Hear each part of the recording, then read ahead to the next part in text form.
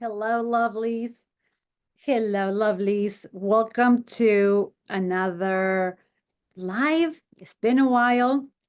So today we are talking about 10 guidelines to up level your relationship and your life.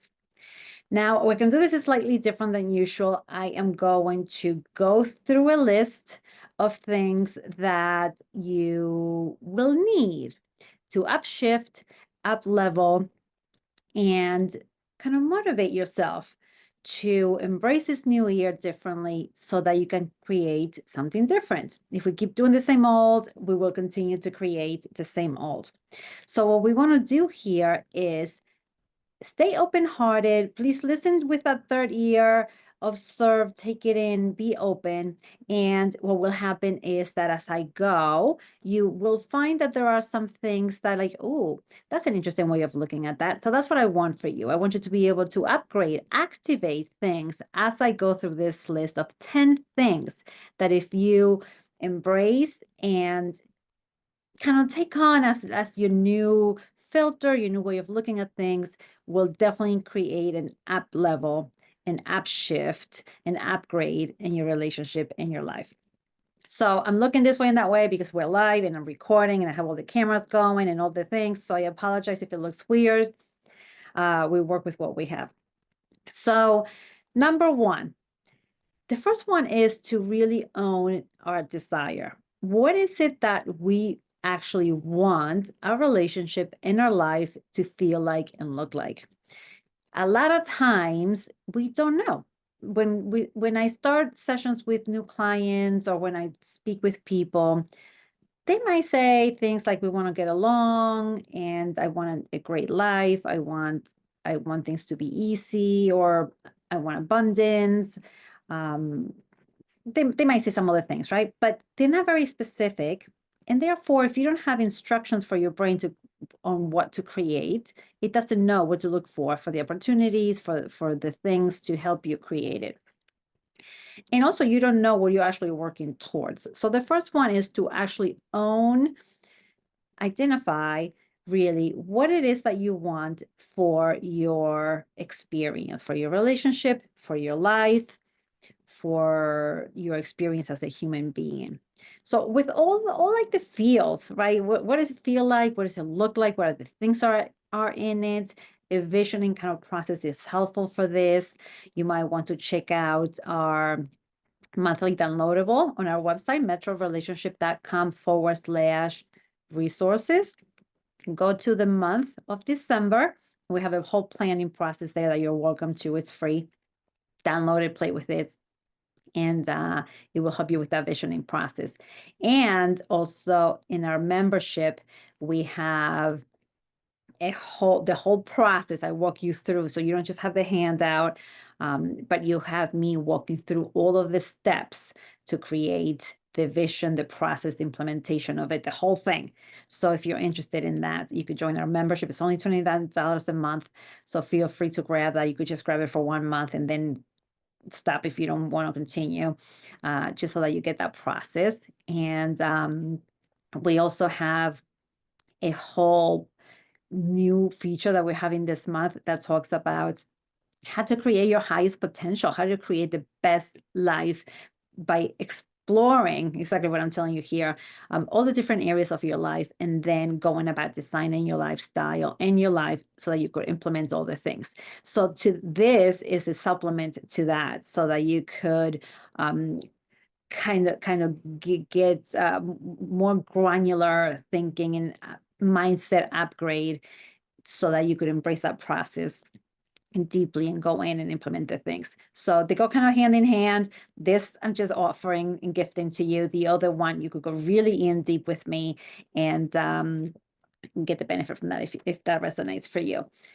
So that's in the links, and feel free to sign up for that and just access that. So the first one was free. Then the downloadable, and then the December planning, and then the January envisioning the highest potential. They're all part of the membership, and a host of all other things are in there as well. So not just those two things. So you have access to everything as soon as you sign up.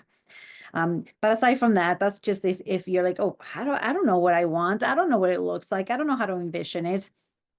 I got you. Okay, so we have all the processes there for you just to walk you through. You don't have to think too much. You just show up and open up to a process, and you could explore it and design it and identify it and design it. Okay, so that's number one. So we're only up to number one. So that is like, okay, what do I want? What would my extraordinary life look like? My best human experience, my epic love life with my partner, right? So then like you just kind of grab that. And now as I say that, and as I've said things like this to people in the past, I hear things like, you know, I don't want that much. You know, I just want a simple life. I hear things like this, and there's simple and there's simple. So there's simple and there's ordinary. So you could have an extraordinary life that is simple. Okay. So we don't want to just settle for the basics. We're here to have a human experience. Let's have a human experience. All right. So that's number one. Let's go for it. The big dream, the big ideas, the big everything. Don't worry about your little voice that says how are you going to make that happen? It's impossible. You can't, blah, blah, blah, blah, blah, all the noise. Shut that down for now. Just play, just envision. Okay, we're going for the biggest vision here. Okay, so number two, we're going to own our power. We're going to own ourselves. Now, a lot of times we can't get things done, or we can't get the things that we want, or we can't have the experiences that we desire because we are not owning ourselves. We're blaming others, circumstances, situations, our partner, the market, the weather, blah, blah, blah, all the things for what we can't achieve or have what we want. And so here is, we're responsible for everything that happens in our life. Please don't shoot the messenger, okay? So what we think gets created and manifested. So if we're always thinking negative things, if we're always victimizing ourselves, if we're always looking for the worst, guess what? That's what you will get. That's what you will create. That's what you will find. Okay. So that's not what we want. We want to be responsible for everything, all of our outcomes, even something that's negative. There's no need to beat ourselves up. But what we could do is learn from that. There's an opportunity there, right? So all the failed experiments are all lessons and information that we could use to continue to try and to finally crack the code, or to continue to improve the thing that we want. That's the whole point. So owning our power, our strengths, our skills, our mistakes, our weaknesses, our when we put our foot in our mouth, when we let somebody down, when we don't follow through, own everything. No excuses, no reasons. Yep, that's what happened, right? And how do we do better next time? So we continue to update. The word's not coming to me, but we continue to up level I step up how we show up, right? So what we do, what we're putting out, we own it, we step up to it, and we're always improving. We're always becoming our better self, right? We remove the things that don't work. We just continue to learn and get better at life. So that was number two. Number three is to realize that our partner is our ally. Now, some of us might say, duh, that's why I marry my partner. Of course, they're my ally. But we very quickly forget that when we get triggered. We very quickly throw out the baby with the bathwater when we're not happy, when we're dissatisfied. Our partners nowadays are disposable. Pets are disposable. All the things are disposable. Don't get me started on the pets. But so our partner, we chose them, so they're our life partner. Literally, they're partner with the capital P. They are the person that is going to help us create the life that we want. Together, we create a shared life. We support each other on our individual journey. We're here to have an experience as a human. Our partner is there to facilitate that with us, to help us create that, to co-create with us. So for each other, right? We do that for each other. That's the beauty of this partnership. There's synergy in our partnership. There's a reason why we got attracted to each other. I'm going to spare you all the psychological unconscious mechanisms behind that. You could review my prior contents on this, the blog, the podcast, and of course in the membership, I had master classes, deep dives, all kinds of things to help you understand that better. How do you repeat patterns? How do you loop with your partner? How do you create patterns that you don't like? How do you replicate things? How to change all of that, empower yourselves, and create a strong partnership. But for now, it's just the mindset for this conversation.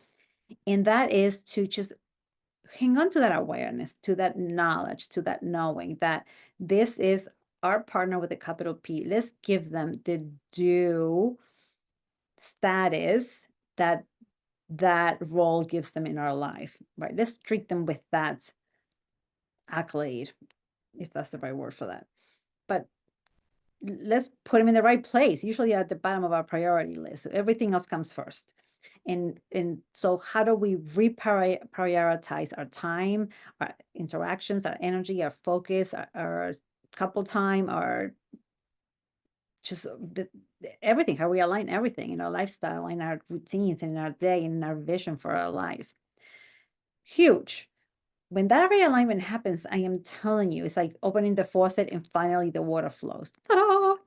That's what we're shooting for. We want to make sure that we're in an alignment so that synergy can be tapped. Otherwise, life is very hard. We're constantly in friction. We're constantly fighting. We feel unsupported. We get triggered. We're just constantly in the muck as opposed to riding smooth and picking up momentum and creating what we want.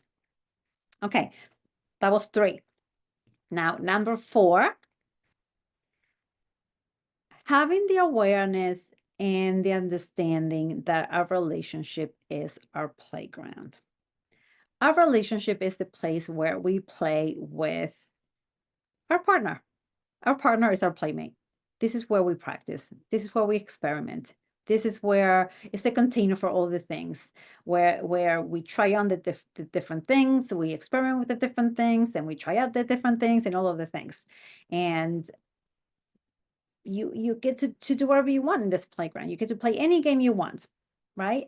A lot of times we take it too seriously, meaning that it's so serious that we do funny business in it or with it, as opposed to giving it the utmost respect and place in our life, but taking it sincerely, taking it with the deepest regard and with the most commitment and lightly. So if an infraction happens, it doesn't throw out the whole thing. It's not the end of the world. We could have more grace. We could play nice. We could have each other's back. If I don't agree with you, that's not the end of the world. If I agree with you, it doesn't mean that I cancel me if I agree with your thing, right? It's not that serious. So we're co-creating. So the whole thing's an experiment. So when we look at it from that place, you can do no wrong. You can make repairs, you can fix things. Of course, I'm talking within the bounds of appropriate behavior, right? Like we're not killing people, we're not hurting anybody, we're not betraying, we're not doing all the funny business. And betraying the levels of things, right? So most things can be forgiving, and there's a process that happens for that. We have a whole protocol for dealing with infidelity. So don't think that when I say that if your partner cheated or if you're cheating, that means that it's the end of the relationship and the whole thing is not salvageable. Not true. Okay. But of course, I'm not condoning that because you could get past it, that you should, or that you could, or that it's okay. That's not what I'm saying. But so let's use a relationship as that vehicle. Let's take it sincerely and let's honor it and let's use it. It's there for us. Okay. Guideline number 9. I'm sorry, number 5. That was weird. Number 5. This one is to consider life as a grand adventure. So I'm piggybacking off of the other one, right? We want to take things lightly, but with like gusto. We really want to go in. If we're going to do it, let's do it. We want to co-create. We want to design it. We don't want to live by default. We want to be intentional about what we're creating and how we're living.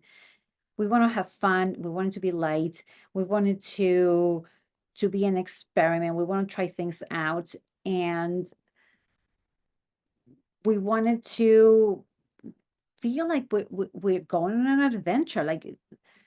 When we look at it from that place, it's like a bird's eye view of our life, right? So we're up here, it's like, oh, what's the adventure? What's the thing that we want to unfold? And it's not like we're in it, we're like grinding, head down, plowing along, beating friction, beating ourselves up and fighting with each other and like, just making life difficult, right? So how we perceive and assign meaning and address and play with all these things, it's massively important. That's what's going to give us the flavor and the experience here. Okay. That's up to us to do that. If we are not intentional, then any old thing can show up and is driven by our unconscious mechanisms, by our blueprints that are not intentional on our part, that just kind of show up and guide all of our actions, all of our behaviors are the drivers of our life. If we're not being intentional about what we're doing, it's being created unintentionally by our drivers.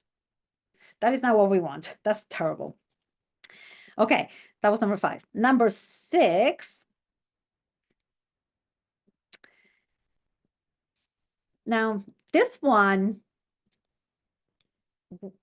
when I became aware of this one, or when I really took this one in, it was a massive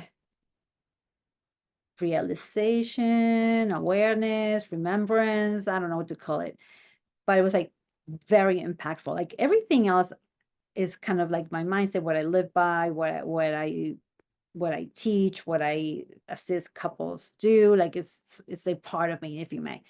But this one was more like, ooh, okay. And so let me tell you what it is, and then we can play with it. And that is that we can't do it all. And you might be like, really, Emma? I think we all know that already. But let me be more specific about this. So it's not like obviously we can't do everything. But when you really think about it in terms of your whole life, it's like you really have to choose the life, the lifestyle, the activities, the work, the chores, the skincare. Everything is, you have to choose it because you can't do everything that's possible for that particular thing. Like you can't do all of the things within that thing. Hopefully this is coming across clear. I think it's more obvious when we talk about it in terms of hobbies or fun activities, right? I can't do all of the hobbies. All of the hobbies that are available in the world, I can take them on and do all of them. Kind of idea, you see? So I can do all of the careers. I can do all of the things within the career. I can see all of the clients that could possibly be available. If everybody became a client, I wouldn't be able to see everybody, right? And I'm trying to think what other examples I could give you, but like, so I think it's clear that we can do everything. And so if we can't do everything, we have to be very selective about the things that we do choose to do, because we have limited amount of time and we're trying to have the best human experience here. And if we dabble in all the things, or we try to do all the things and we squander our time, what kind of experience are we actually having? If I try to move the needle forward in 100 things, everything moves over a smidgen of progress, of impact. But if I focus instead of 100 or all of the things to 100, and never mind 100, less to a few, and move the needle forward on that, I would go much further. I would get much more results. I would get much more bang for my buck investment, time, efforts. Meaning, I'm going to give you an example that might be a little different and weird here, but just to make a point, multiple points at once.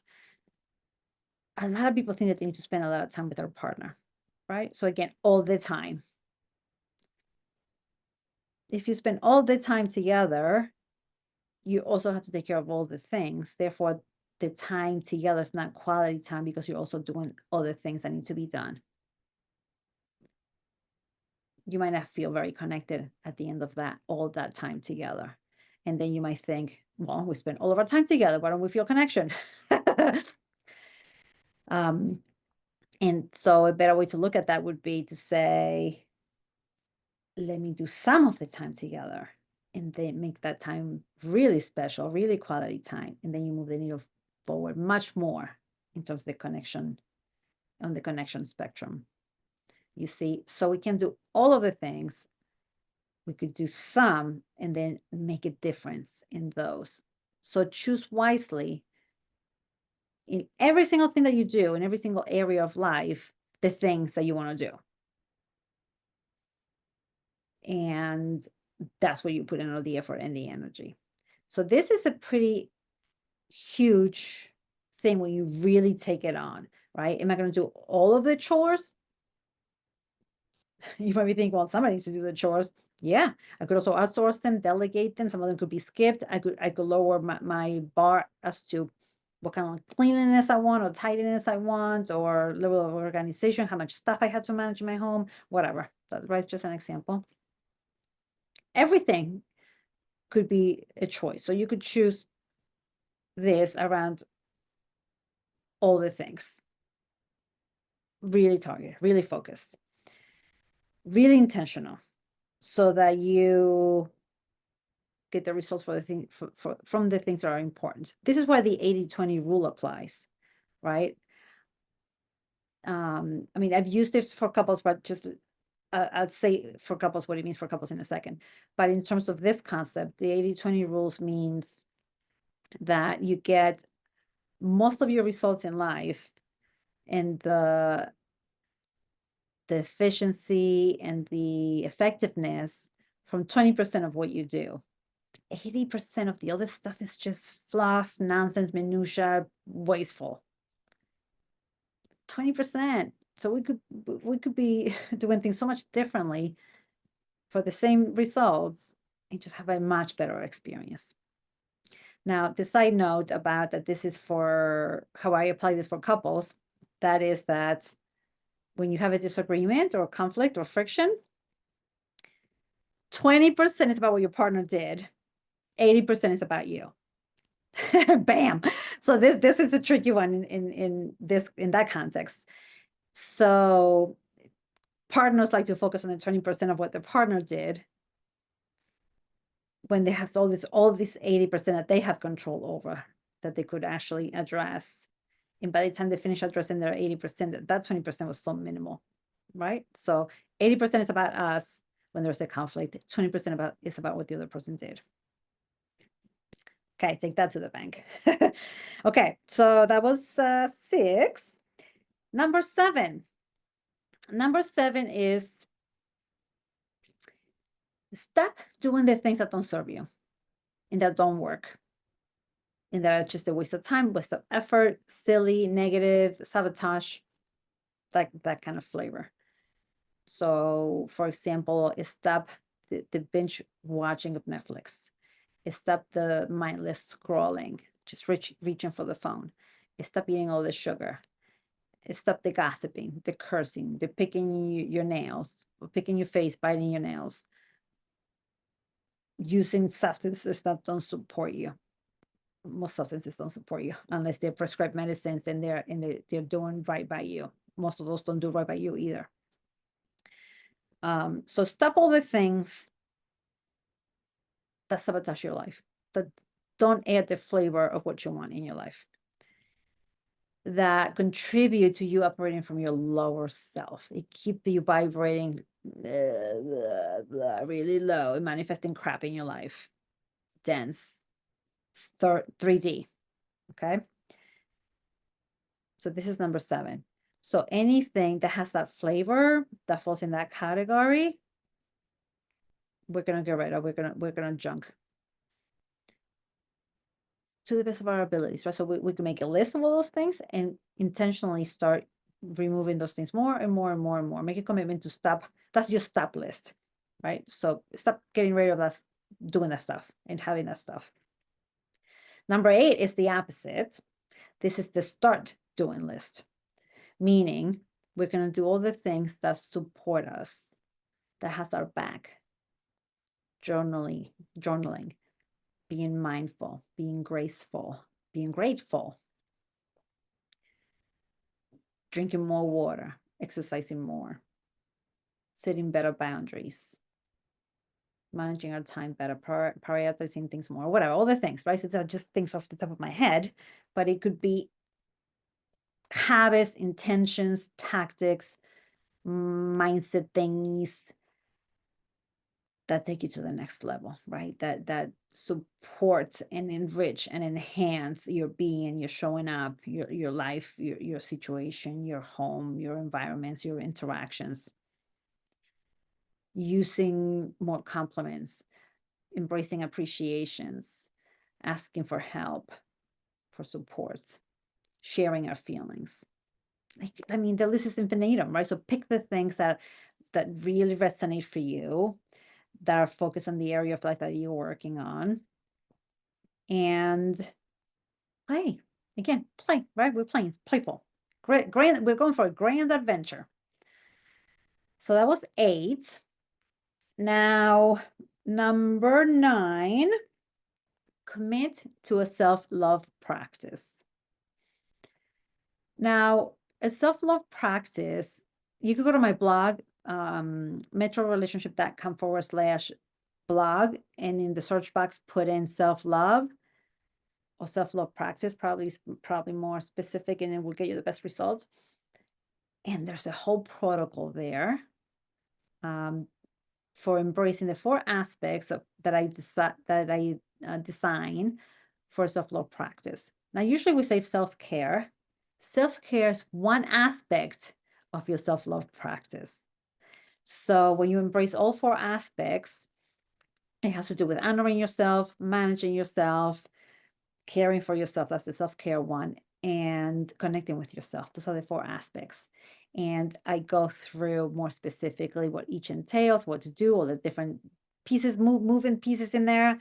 And we do have a masterclass about that in the membership. I also have a podcast episode on that. So if you could check that out too, it's episode number 8, metrorelationship.com/podcast. And you could check that out. I go through that a little in there as well. So if you're like, oh yeah, that one sounds really good. I have everything else is basic I got, or I make headways in all of those things. We've been investing in our relationship in our life for a while now. I got those. Oh, self-love practice. I'm still working on that, right? Or I fell off and, I had to get back on.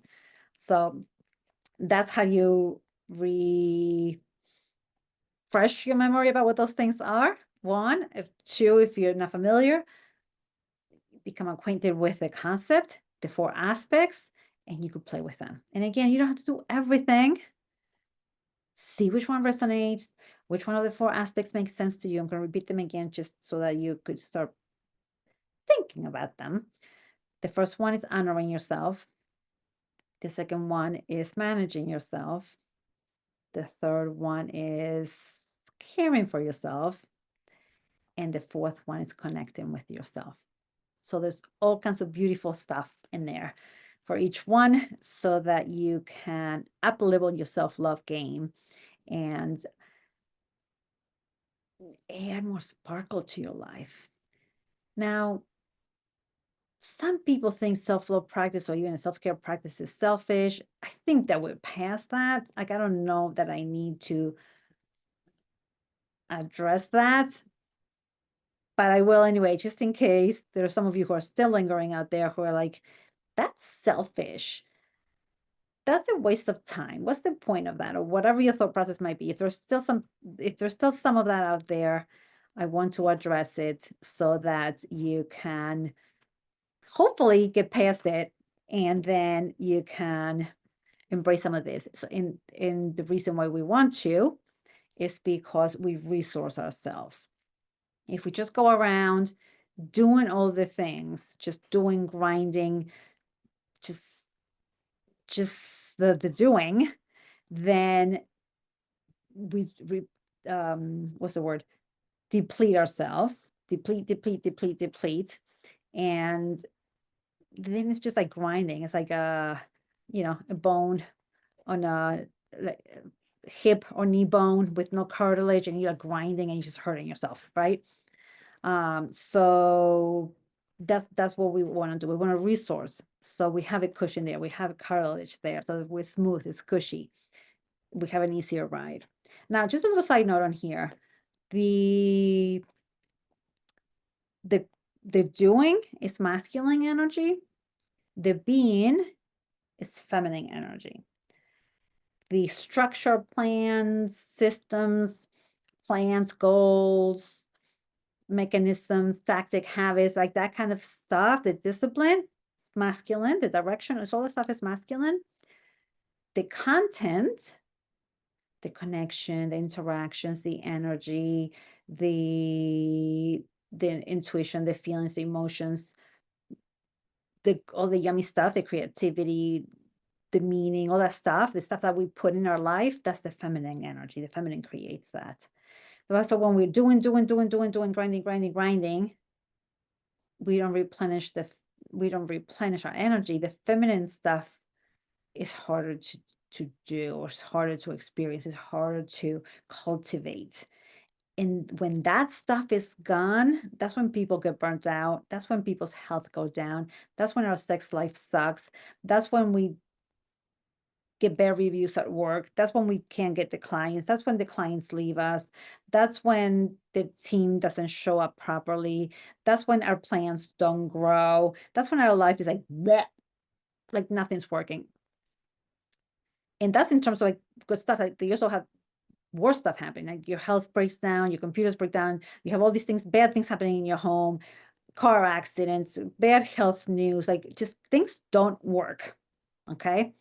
So that means that we're out of balance and we want to cultivate or approach our life in a more balanced manner. So in two ways. One, we want to be balanced within ourselves, show up with all our masculine to get all the things done, but also cultivate and replenish with the feminine things. And so then that's how we create that nice flow between the two energies within us, and we're more complete, more whole, and we operate better. And then also the same thing with our partnership, right? Taking turns in terms of what energy we show up with and lead with, so that there's balance, and those opposites attract more. That's how we cultivate this spark. So when we are in project mode, doing mode, whatever, we might both show up with our masculine energy just to get stuff done. That's when we have to be mindful of all of our skills, so we're not stepping on each other's toes and creating all that friction, because alphas be alphas. And that's when we have to be very intentional about how we collaborate. But then when we want sexy moments, that's when we decide who's going to show up with their feminine, who's going to show up with their masculine. Usually the women of more feminine, more female partner shows up with the feminine, and the other partner shows up with the masculine, regardless of gender. And then when you create that oppositeness, that polarity, that's when we have the fun. So you can be intentional about that too. Okay, that was a complete bonus, bonus share there. But so that's what we want to do. We want to be very intentional about how we're leveraging and choosing the activities, the focus, the energies, all the things, all the choices, so that we get the most for all of our interactions, all of our effort, all of our investment, and we have the best, we create the best that we want. And I got a little twisted there with the self-love, right? So I was talking about self-love. So that's the reason why we create that self-love practice. We make the choices about the self-love practice so that we can replenish and not just grind and make the wrong choices and just go down some path that ends up hurting us in our life, in our relationship. We don't create what we want. So self-love practice is not selfish. Self-care, remember, is just an aspect of it. And we want to make sure that we are very intentional about prioritizing some form of self-love / self-practice, if you may, in there on a daily basis. So we're constantly replenishing ourselves so that we could do the rest. Okay, hopefully that all makes sense. And then finally, number 10. I'm doing funny business with the numbers. I apologize. But the next one is number 10. And this one is partner love. Now, partner love, what we want is to make sure that we give our partner love. Now, you might be familiar with this idea that once you're committed, you take your relationship and your partner for granted. Some people are a lot better at this. A lot of people are not so good at this. And that's why my profession and my practice exists. We specialize in working with couples. And that's why the divorce rate is so high in this country anyway, in probably a lot of other countries. But we want to nurture our relationship. We have to prioritize our partner. Again, put them in the place that's appropriate for the partner. But this particular guideline is more about not treating the partner so much as the partner with a capital P, like we've been saying, but more as our lover, like our love partner. Ooh, I think I just made that up. I might have to coin that. And so we want to treat them as such, right? They're not just our husband or our boyfriend or our partner. I mean, of course, I'm talking like that because I'm a woman, I identify as a woman, as a female, as with the lady parts and all the things. So I have a partner that's male and it's a husband. But whatever your partner is and whatever all your definitions are, your partner, they're not just a partner with a capital P. They're not just your person in life. They're also your intimate partner. Right, that gets lost in translation. We take a partner for, it's interesting, right? So hopefully what I say is accurate and it resonates for you. From what I experience of people in couples is that the partnership is just there, the partner's just there. Partners don't give their partners the due respect of being the partner with a capital P, like really that elevated status, one. Or the lover, I shouldn't say and the intimate partner. Our partner is the most special person, right? That really gets lost in translation in the operation of life. Our partner is our life partner. That's a partner doesn't get any bigger partnership than that. When we consider our spouse to that level of partnership, it feels very different than just like my husband, my wife, my spouse, or my long-term partner, whatever. My life partner. This is the person I'm creating my life with. This is the person that I chose to do my life, human experience, journey, grand adventure with. Dang, that's a big partnership. We don't treat our partner with that due respect, that level of honor, right? The fact that they gave us to us, they chose us and we chose them. That's huge. So honoring that, one, and then two, that lover place. Like this is the most intimate person. And so this guideline has to do with that one, the lover, most intimate partner, the person that we chose to be the most intimate with, the person that we're going to have all of our intimacy with.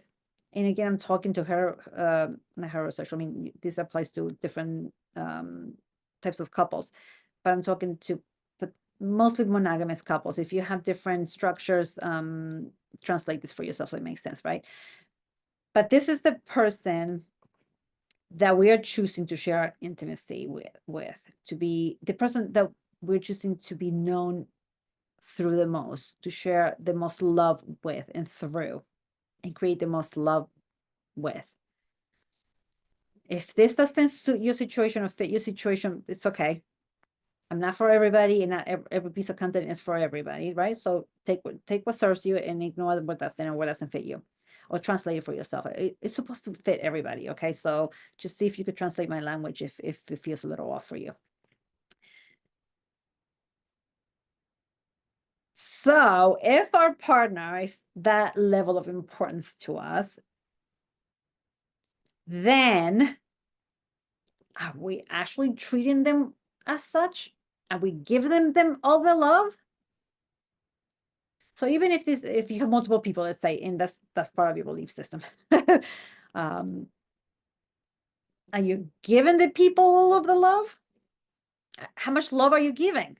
Maybe that's a better question. Are you giving the most love that you could give? And if you can't give a lot of love, then that needs work. And that's why we're here. That's part of the work. So what does that mean, giving all the love?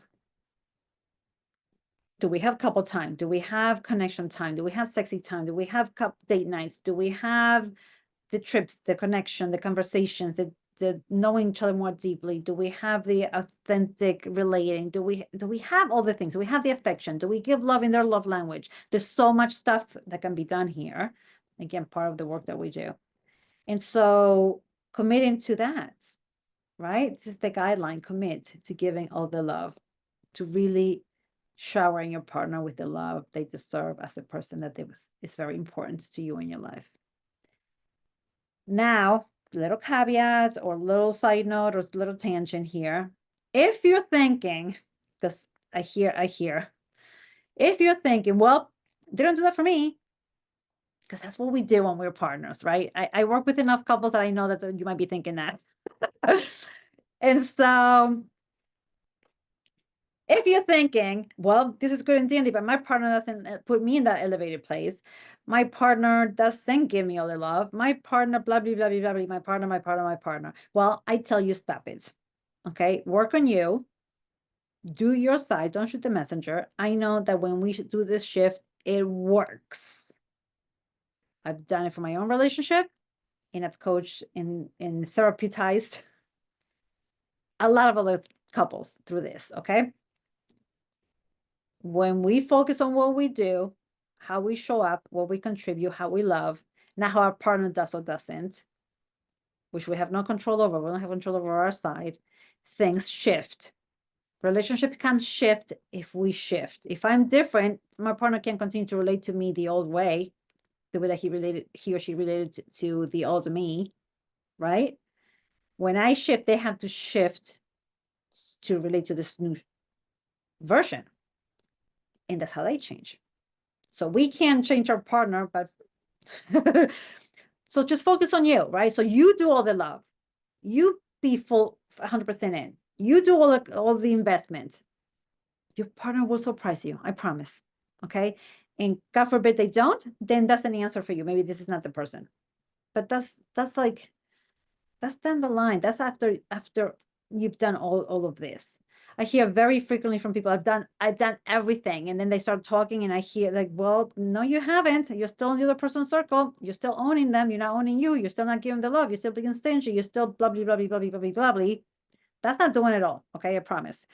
So do your side, do your 80%, stay in your own circle. We didn't talk about the circles here, but feel free to look up the circles and boundary setting on the blog, metrorelationship.com/blog. Search it there just to learn more about that, or even on your YouTube, on the YouTube playlists, you could look up boundaries and partner love and codependency and all that kind of stuff. And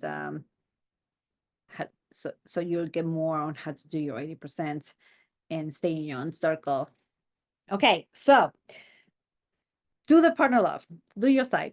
So hopefully these 10 items, these 10 guidelines, these 10 mindset shifts, some of them have been familiar for you. Some of them are kind of like a reminder. For some of you, this might be totally, completely new. And you're like, what? Awesome if that's what happened. Okay, that's my intention. If you're further along on in the healing and enriching journey, gold stars, high fives, and just keep doing it. And if I'm sure there was something else here that you could still play with and up level and integrate that you haven't yet. But gold star for how far you've come. All right, my loves, thank you so much for watching. Stay tuned for another one, and I'll see you in all of the places. Feel free to check out all the free resources, and of course, check out the membership all the links are at the bottom, all the different resources. I'm going to include that for you that I mentioned, and the membership if you want to take all this stuff deeper. Of course, we're also available privately if that calls to you at this time.